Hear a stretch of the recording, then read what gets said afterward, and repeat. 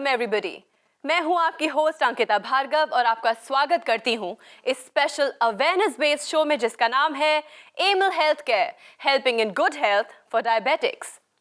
Good health में no compromise, हमारे इस सक्सेसफुल शो का ये मोटो अब स्ट्रेंथ बन चुका है, शक्ति बन चुका है सैकड़ों डायबिटिक्स की। आज भारत में ब्लड शुगर की प्रॉब्लम जिस रफ्तार से बढ़ रही है उससे कई गुना ज्यादा रफ्तार से इसकी रोकथाम के लिए प्रयास कर रही है एक जानी मानी company Aimil health care and research centre.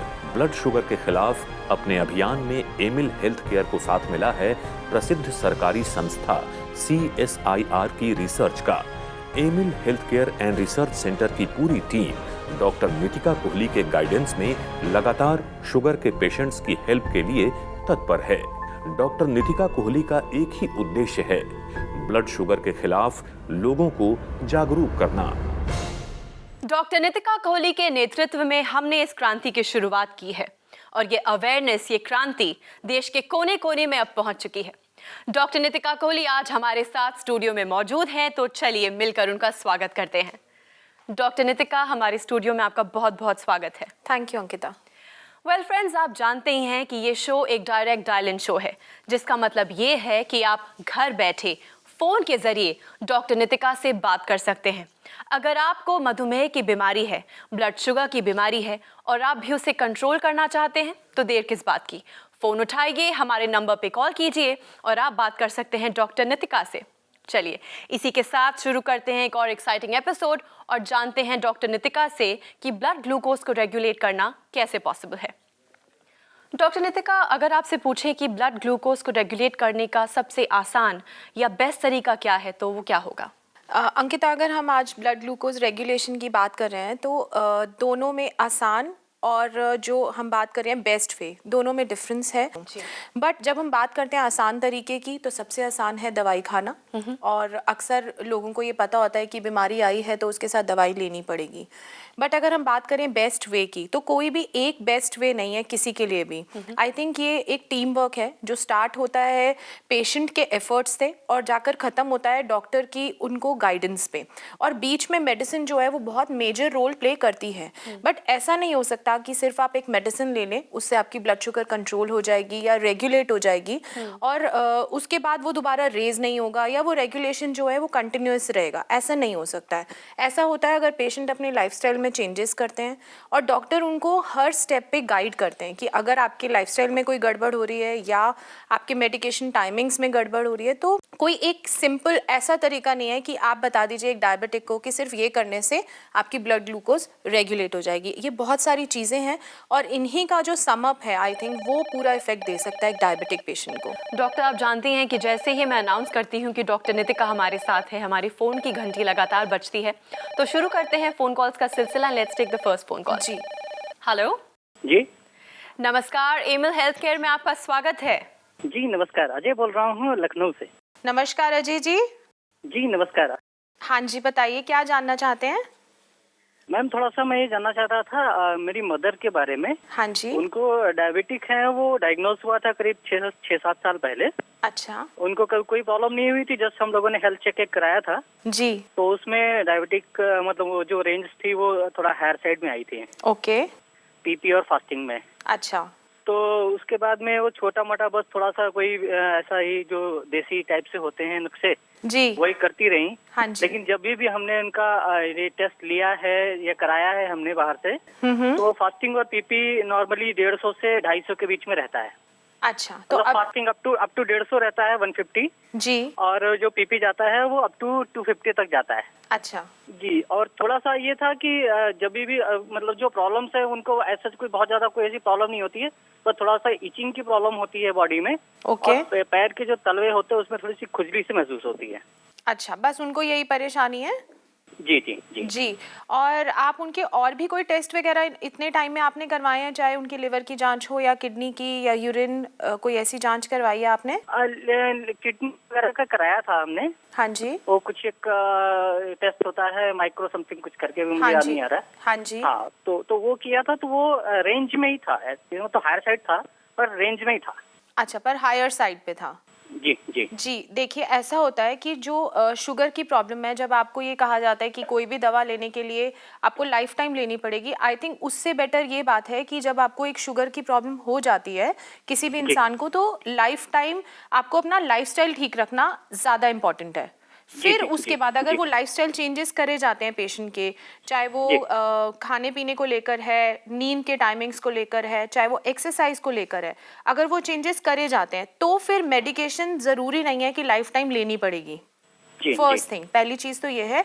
उसके बाद जी आयुर्वेदिक ही चीज़ें या हर्बल चीज़ें जितनी भी यूज़ करी जाती हैं, अगर वो ठीक से करी जाएँ तो वो नुस्खों की बजाय दवाई का काम करती हैं। जितनी भी जी हर्ब्स जी या जो घर में किचन रेमेडीज़ जिनको हम कह देते हैं, तो जी अगर जी कुछ लोग उनको करते हैं और साथ में लाइफस्टाइल चेंजेस करते हैं तो उनको आराम दिखता है। जी जी बट जब आप बात करते हैं कि इन नुस्खों के साथ उनको आराम नहीं है, उनकी ब्लड शुगर जो है अभी भी रेंज से बाहर ही है, 150 और जी 250 आप बता रहे हैं, तो श्योरली उनको मेडिसिन की ज़रूरत है। एक थोड़ा सा मैं आपको इंटरप्ट करूंगा। जी। अभी पीछे हमको कोई एक एमएल का BGR 34 किसी ने बोला था लेने के लिए। हाँ जी। तो वो मैं करीब 20-25 दिन हो गया है, करीब एक लेके आया था से। जी। तो उसमें उनको काफी हद तक फीलिंग ऐसा लग रहा है कि मतलब जो फीलिंग्स उनको थोड़ी बहुत लगती थी कि मेरे को शायद शुगर की वजह से है, हम्म। तो वो थोड़ा सा उनको अभी रिलीफ मिल रहा है उसमें। जी, यही बात मैं तो आपको समझा रही थी कि जब ये जी चीज़ें, भले ही वो उनमें जो जड़ी बूटियाँ डली हुई हैं पहले वो ऐसे यूज़ कर रही हों या ना भी कर रही हों, या कुछ लोग जो कर रहे हो, बट आप उसको एक रिकमेंडेड डोज में लेते हैं, तो देखिए अभी 20-25 दिन ही हुए हैं तो उनको वेल बींग की जो ये फीलिंग आ रही है, जो फीलिंग बेटर आप कह रहे हैं, आई थिंक ये जी फर्स्ट स्टेप टू रिकवरी है। अगर आप जी अब जी उनकी टेस्टिंग करते हैं, वो और आपको अच्छी आपको पिक्चर दे सकता है कि ब्लड शुगर की एक्चुअली स्थिति क्या है। जी जी जी तो बिल्कुल आप उनको टैबलेट्स जो है कंटिन्यू करिए, बट इन टैबलेट्स के साथ भी उनको लाइफस्टाइल चेंजेस तो करने ही चाहिए, छोटे मील्स लेने जी चाहिए, थोड़ी एक्सरसाइज करनी चाहिए, और अपनी उनकी ब्लड शुगर जो है अभी इनिशियली जब दवाई स्टार्ट करी है तो मॉनिटर जल्दी जल्दी करनी चाहिए। ठीक है, thanks for calling. Thank thank you so much for calling us. You. Okay, thank you. दोस्तों, आप चाहें तो इस एपिसोड को दोबारा देख सकते हैं। ऑनलाइन जाइए या फिर देखिए हमारा रिपीट टेलीकास्ट, या फिर आज और अभी डॉक्टर नितिका से सवाल पूछना चाहते हैं तो देर किस बात की, फ़ोन उठाइए, नंबर मिलाइए और हम आपकी बात कराएंगे डॉक्टर नितिका से। डॉक्टर नितिका, अब हमारे साथ जुड़ने वाले हैं आप ही के टीम मेंबर डॉक्टर हिमांशु। चलिए टेली कॉन्फ्रेंसिंग के जरिए उनसे मिलते हैं, because I have one question for him. जी। Doctor Himanshu, a very welcome to Aimil health care. Thank you for having me. Doctor Himanshu, आपसे जानना चाहेंगे कि जब ब्लड ग्लूकोज को रेगुलेट किया जाता है तो ऐसे कौन से क्लिनिकल टेस्ट हैं जिससे ये साबित हो पाए कि सही तरह से रेगुलेट हो रही है या नहीं? देखिए, ऐसा होता है जनरली पेशेंट क्या करता है कि वो अपनी फास्टिंग चेक करा देते हैं और पीपी चेक करा लेते हैं और फिर महीनों तक निश्चिंत हो जाते हैं ये सोच के कि मेरी ब्लड ग्लूकोज लेवल नॉर्मल है या अंडर कंट्रोल है, जबकि ऐसा एक्चुअल में नहीं होता। जो HbA1c है, जो कि 3 महीने की आपकी मीन रिपोर्ट देती है, वो जनरली बहुत सारे पेशेंट में एलिवेटेड होती है। हमारे पास ऐसे बहुत पेशेंट आते हैं जिनकी फास्टिंग पीपी कंट्रोल में रहने के बावजूद जो HbA1c है वो बियॉन्ड द लिमिट रहती है। कारण क्या है कि उनकी शुगर फ्लक्चुएट होती रहती है, जिसकी वजह से उनको पता नहीं चलता और पेशेंट केयरलेस हो जाता है, वो ध्यान ही नहीं देता इस बारे में। यहाँ पर मैं ज़रूर ये बात कहना चाहूँगा कि आप अगर अपनी फास्टिंग पीपी करा रहे हैं तो एक तो रेगुलर इंटरवल पे कराएं, कम से कम हर हफ्ते ज़रूर कराएं, और HbA1c आपका स्टेबल रहना चाहिए, जो कि 6.5 से नीचे रहना चाहिए या 6.5 तक ही रहना चाहिए, स्टेबल रहे, तब हम उसे क्लिनिकली एक स्टेबल कंडीशन मानते हैं। Thank you so much for joining us doctor Himanshu. Thank you. Thank you. Doctor Nitika, बहुत सारे कॉल्स लाइन वेटिंग पे हैं और मैं चाहती हूँ ज़्यादा से ज़्यादा लोग आपसे आज बात कर पाएं, so let's take another call. जी। हेलो। हेलो नमस्कार, एमएल हेल्थ केयर में आपका स्वागत है। जी। जी, आपका नाम और आपके शहर से बात कर रहे हैं? मैडम, मैं डॉक्टर प्रभुशंकर शुक्ला बोल रहा हूँ, इलाहाबाद उत्तर प्रदेश से बोल रहा हूँ। नमस्कार डॉक्टर साहब। जी नमस्कार मैडम। कैसे हैं आप? बस कृपा है, बढ़िया हूँ। हाँ जी, बताइए क्या जानना चाहते हैं? मैं मैडम ये डॉक्टर साहब ये जानना चाह रहा था कि मुझको पिछले 9 वर्षों से डायबिटीज टाइप 2 है। जी। और मैं एलोपैथ की दवा खा रहा था तो कभी नियंत्रण नहीं हो पा रहा था। अच्छा। तो मैं गांव में एक हमारे बहन है, उन्होंने कुछ बना रखा है आयुर्वेदिक दवाएं, हाँ जी। उनका मैं यूज कर रहा हूँ, जिससे शुगर मेरी काफी नियंत्रित है।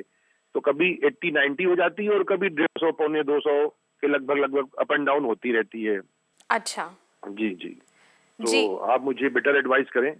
हाँ जी, बिल्कुल। देखिए, जब आप बात करते हैं कि नियंत्रण हो रही है, नियंत्रित है आपकी ब्लड शुगर, तो जी, उसमें ऐसा नहीं होना चाहिए कि किसी दिन आपकी ब्लड शुगर 80-90 आप कह रहे हैं और 150 तक भी पहुंच जाती है। जी जी जी इसको अनकंट्रोल्ड ही कहेंगे, ये जी, बिल्कुल। कंट्रोल्ड डायबिटीज़ नहीं है।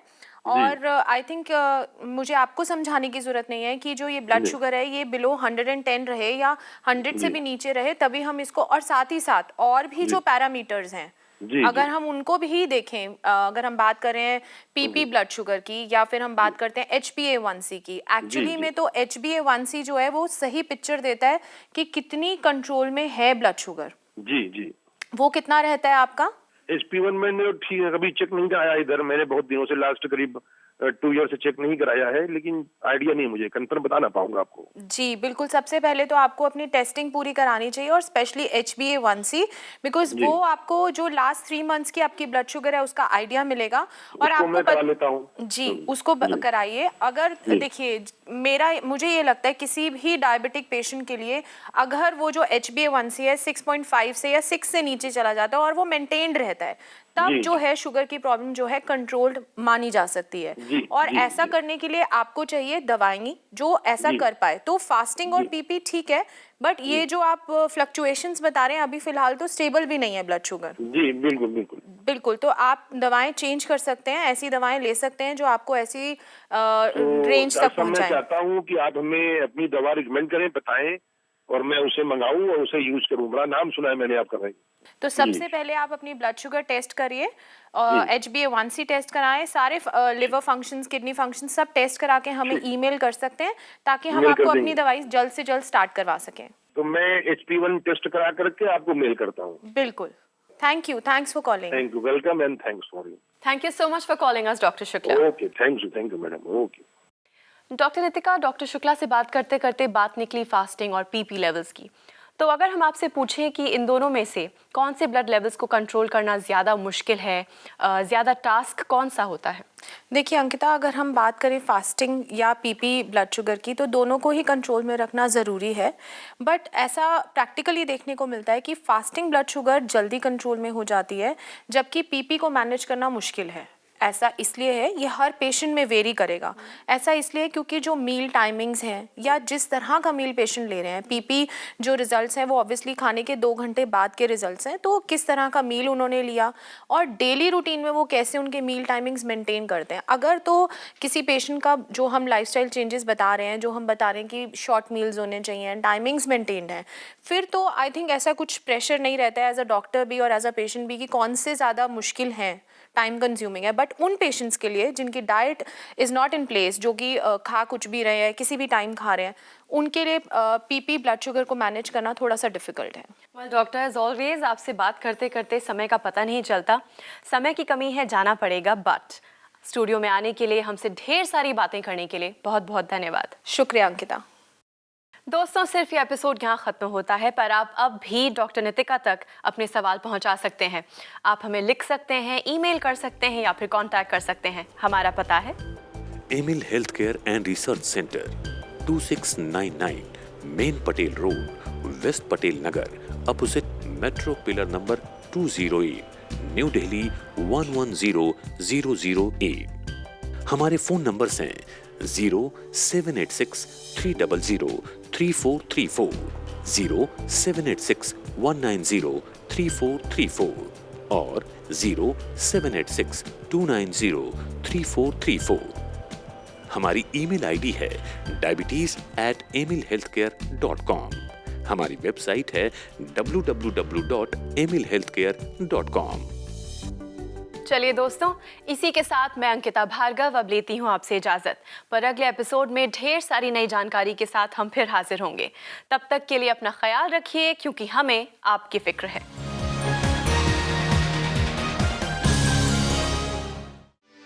For more videos, subscribe to our channel, Care World.